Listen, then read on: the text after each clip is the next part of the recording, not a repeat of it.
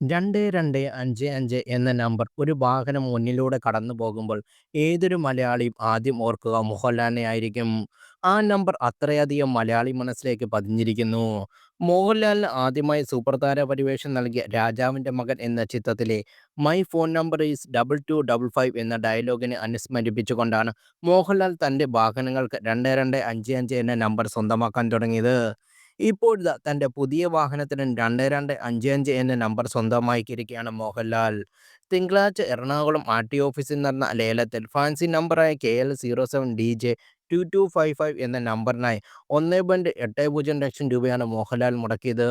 33 ലക്ഷം രൂപ വിലയുള്ള Innova Hycross കാറിന് വേണ്ടിയാണ് പുതിയ നമ്പർ. ഓൺലൈനായി നടന്ന ലേലത്തിൽ മോഹൻലാൽ ഉൾപ്പെടെ 3 പേരായിരുന്നു DJ2255 എന്ന നമ്പറിനായി രംഗത്തുണ്ടായിരുന്നത്. എറണാകുളം ജോയിന്റ് ആർടിഒ DC അരുണിന്റെ നേതൃത്വത്തിലായിരുന്നു ലേലം. 10,000 രൂപ അടിസ്ഥാനമാക്കി നിരക്കിലിട്ടാണ് ലേലം തുടങ്ങിയത്. വിളിച്ച് 1.45 ലക്ഷത്തിലേക്ക് എത്തിയതോടെ മോഹൻലാലിനു വേണ്ടി ലേലത്തിൽ പങ്കെടുത്ത പ്രതിനിധി ഒറ്റയടിക്ക് 1.80 ലക്ഷം വിളിച്ചു. ഇതോടെ എതിരാളികൾ പിന്മാറി. 5,000 രൂപ അടച്ച് മോഹൻലാൽ നേരത്തെ തന്നെ നമ്പർ ബുക്ക് ചെയ്തിരുന്നു.